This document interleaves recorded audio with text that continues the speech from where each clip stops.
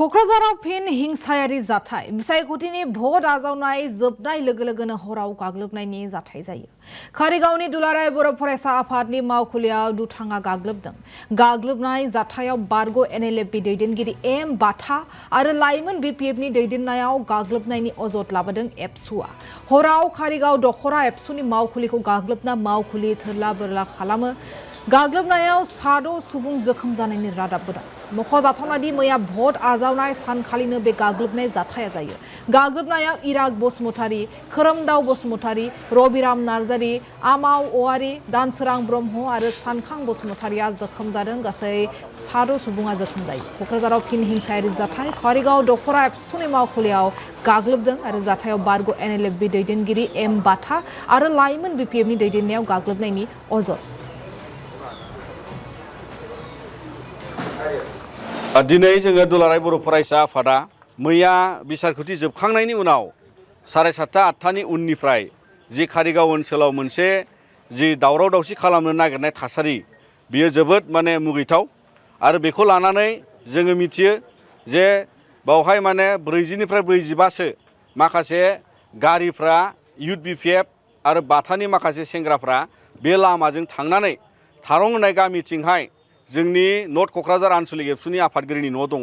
बिथांमोना बेवहाय बिथांनि न'खौ गाग्लोबनो थांनाय मोनसे मन'भाबजों थांनायाव बै ओनसोलनि रायजोफ्रा बिथांमोनखौ हेंथा खालामो आरो रायजोजों बिथांमोना बाहाय होख्रां होसि जानायाव बिथांमोना अन्थाइ खुबैनायाव रायजोफोरनि गेजेराव बेबायदिनो 3 4 जखम जादों आरो बेखौ लानानै रायजो राजाफ्रा बिथांमोनखौ होख्रां हरनायनि बावहाय मोनसे थासारि सोमजिदों। मानोना इलेक्सन जोबखांनानै बिथांमोना खुनु फद्दायै बिथांमोना मोजां गोसोजों थाङाखैमोन। गावसोर दावराव खालामफैबाय नालाय जोंबो ओंखारबाय गामि ओंखारनानै जों बुंदोंमोन मिलायनानै मोजां एसे रायलायनानै एसे मिलायलाय मानो बिदि दावराव दावसि खालामलायनांगौ बिदि। आघात जानाया बोरै जाया? बिसोर अन्थाइजों खुबैदों। आरो बाथुलजोंबो गावो बिसोरो। बाथुलजों गावो, अन्थाइजों खुबैयो बिदियावनो नांदों आरोखि। बेसेबांसो मानसि दङ? दङमोन, बुरजा दंथारोमोन। बिसोरथ' होगदावबाय थायोल' बिसोरो जेबो होथ' होना रायलायबाबो रायलायनो नागिरो आरो रायलायबाबो गावसोरबो जेबो माबा बुङा। लोंनाय ना बिसोरबो लोंनाय। सोरनि बिसोरो? सोरनि मानसि? नांगालनि बिसोरो बिपिएफनि बे गामिनिखा नालाय सोरबा गामिनि थाबाय। मैया आङो जेब्ला क'क्राझारनिफ्राय न'आव जास्ट हाबदोंल' बे समाव बिथांमोनहा मा उद्देश्य लानानै थांदों आं बेखौ बुंनो हाया। बिथांमोनहा 40-50 जनसो आंनि न'आव थांदों आरो बिथांमोनहा रायलायनांगौ दं होननानै माखासेया जिरायदों आंनि न'आवहाय। आं जिरायनो होदों, गय होदों, दै होदों। बिनि उनाव मोजां बिराद मोनसे डिसिप्लिनाव रायलायनाय जादों।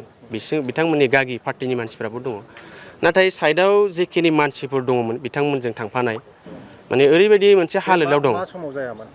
बियो मोनानि 8:30सो जाबायमोन। 8:30सो समावहाय बे घटनाया जादों आरो बिथांमोननि जे थांफानाय मानसिफ्रा ओरैबायदि जौ फेनानै गसंनो हायै मोनसे अबस्थायाव दङमोन आरो बिथांमोनहा मोनसे एग्रेसिभ मुडआव दङमोन आरो बिथांमोनहा ओरैबायदि मोनसे थासारि जाबाय जायखौ एसे दावराव दावसि जानायखाय गामिनि मानसिफ्रा फैबाय, मा जादों मा जायाखै खबर लानो फैबाय आरो बेयावनो बिसोरो बेबायदि एसे नाद-गुद जाबाय। बेखौ नुनानै गोबां जोंनि रायजोनि मानसिफ्रा लोब फैबाय। हौवा हिन्जाव, बोराय बुरि, गथ' गथाय फैजोब्बाय। फैनानै एसे एनै बुजायलायनानै नाख्रां नासि खालामनानै बिथांमोनखौ थिनहरनाय जाबाय।